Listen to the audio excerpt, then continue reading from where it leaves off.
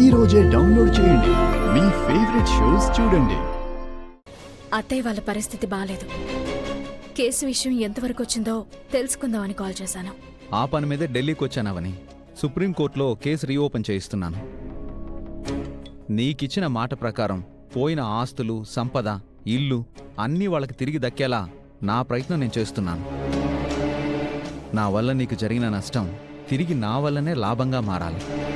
ప్రస్తుతం నీ కాపురం చక్కదిద్దే పనిలో మాత్రమే ఉన్నానవని. Thank you so much Satya. Don't say thanks, because it's my responsibility. పుట్టినరోజు కల్లా నీ కూతురు నీ దగ్గరికి తిరిగి వస్తుంది అన్నావు కదా. నువ్వు నీ కూతురు గురించి ఎదురు చూస్తూ ఆనందంగా ఉండు. ఈలోపు నేను పల్లెటూరి పొలాల సమస్యలను, రైతుల సమస్యలను అన్నిటినీ ఓ ఒడ్డుకు చేరుస్తాను. ప్రాబ్లమ్స్ అన్నీ సాల్వ్ అయ్యాయంటే గనక మీ అత్తయ్య వాళ్ళు నిన్ను అర్థం చేసుకుంటారు. పూర్వంలా నిన్ను తమ ఇంటికి ఆహ్వానించి ఆదరిస్తారు. అటువంటి రోజుని నేను తొందరలోనే చూస్తానన్న నమ్మకం నాకుంది. అప్పుడు నాలో ఉన్న గిల్టీనెస్ మొత్తం పోతుంది. ఓ ద్రోహానికి ప్రాయశ్చిత్తం జరిగినట్టు అవుతుంది. ఆ రోజు కోసమే నేను ఎదురు చూస్తున్నాను సత్య. ఈలోపు నువ్వు శ్రీకర్కి దగ్గర కావడానికి ప్రయత్నం చేస్తూ ఉండు. ఎందుకంటే తన మనసులో మొలిచిన అనుమానపు బీజాలు మొలకెత్తి మహావృక్షాలుగా మారిపోయాయి. ఆ వృక్షాలను నేలమట్టం చేస్తేనే కూలిపోయిన నీ కాపురం తిరిగి నిలబడుతుంది. నేనెంతలా ప్రయత్నిస్తున్నా తను మాత్రం నన్ను దూరం నెడుతూనే ఉన్నాడు సత్య. అవని, ఓ విషయం గుర్తుపెట్టుకో. శ్రీకర్ స్వతహాగా చెడ్డవాడు కాదు. పరిస్థితుల వలన, నాలాంటి వాడు చేసిన తప్పుడు పనుల వలన చెడ్డవాడు కాబడ్డాడు. అందులో అతని తప్పేం లేదు. ఎవరో ఏదో చెప్తే శ్రీరాముడు అంతటి వాడే సీతమ్మ తల్లిని అనుమానించాడు. శ్రీకర్ ఎంతటివాడు చెప్పు. అందుకే నీ రాముణ్ణి నువ్వే భద్రంగా కాపాడుకో. నా భర్తని నేను వదులుకొని సత్య. తన వెంట 7 అడుగులు నడిచాను. 7 జన్మల్లోనూ తనని భర్తగా పొందుతాను. నీ ప్రేమని నువ్వు చూపిస్తూనే ఉండు. తన ద్వేషం తను చూపిస్తూనే ఉంటాడు. ఎంతటి అగ్నినైనా వాన ఆపగలుగుతుంది. ఎంతటి ద్వేషాన్నైనా ప్రేమ మార్చగలుగుతుంది. తన మనసు మారుతుంది. ఆ మనసులోకి తిరిగి నీ రూపం చేరుకుంటుంది. సరేనా? సరే సత్య. కోర్టు కేసు విషయంలో తొందరలోనే నీకు గుడ్ న్యూస్ చెప్తాను. ఉంటాను. బాయ్. బాయ్.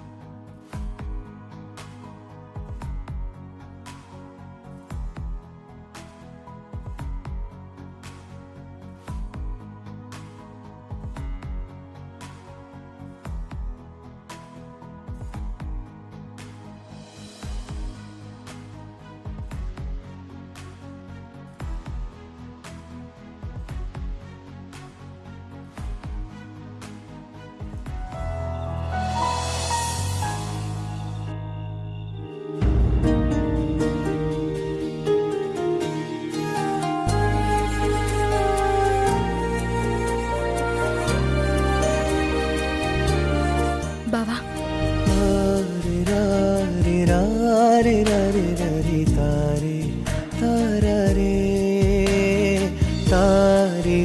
ఏంటి ఈ సమయంలో మాతో మీకేం పని? మా ఇంటికి ఎందుకు వచ్చారు? నీకోసం ఒక బహుమతిని తీసుకొచ్చాను బావా. నాకు మొదటి శాలరీ వచ్చింది. దాంతో నీకు డ్రెస్ తీసుకుని వచ్చాను. అందరికీ తీసుకుని రావాలనే ఆశ నాకుంది. కానీ ఎవరూ తీసుకోరనే భయం ఉంది. ఎందుకంటే నా చేత్తో ఏదిచ్చినా అందరికీ చేతుగానే ఉంటుంది. తీసుకో బావా. జరిగినవి మనసులో పెట్టుకుని నిరాకరించొద్దు. ఎలా తీసుకుంటాననుకున్నావు? ఎలా అంగీకరిస్తాననుకున్నావు?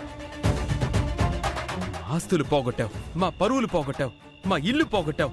ఇప్పుడొచ్చి ప్యాంట్లు షర్ట్లు బహుమతిగా ఇస్తే సంతోషంగా తీసుకుంటానని ఎలా అనుకుంటున్నావు?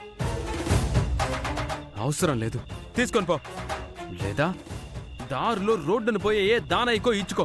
అది కాదు బావా. అంటే బట్టలు కొనుక్కోడానికి కూడా నాకు గతి లేదని ఈ విధంగా నా పరిస్థితిని నాకెత్తి చూపిస్తున్నావా? ఎందుకు బావా ప్రతి దాన్ని నెగటివ్ గా తీసుకుంటావు? నేనన్నది నిజం కాదా? ఇంకా నన్ను ఇబ్బంది పెట్టకుండా బయటికి పో.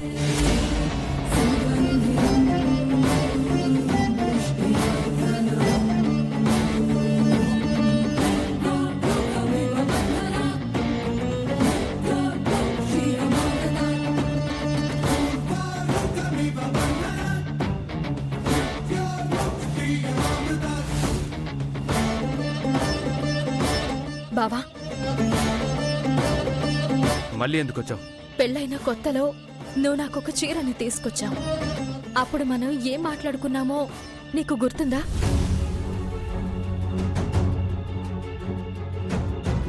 అవని అవని అవని అవని ఏంటి? 1 minute.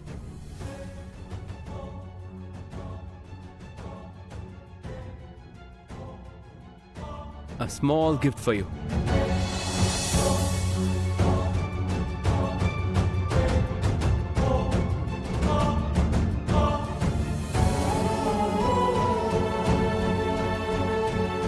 ఆనందం ఇంతలోనే ఆవిరైపోయినట్టు పోయిందేంటి?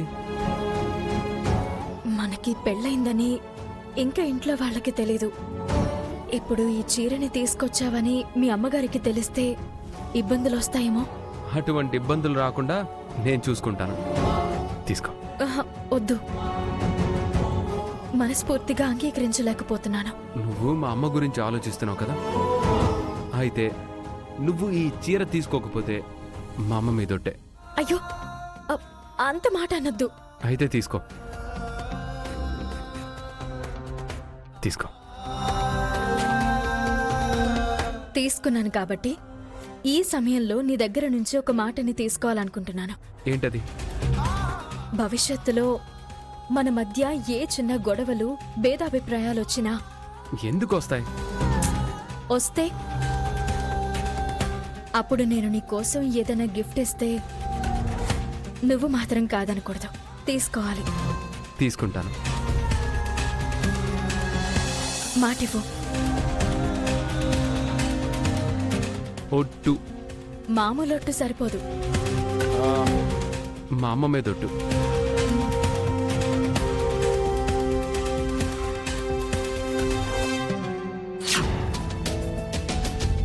అప్పుడిచ్చిన మాటను ఇప్పుడు నిలబెట్టుకో.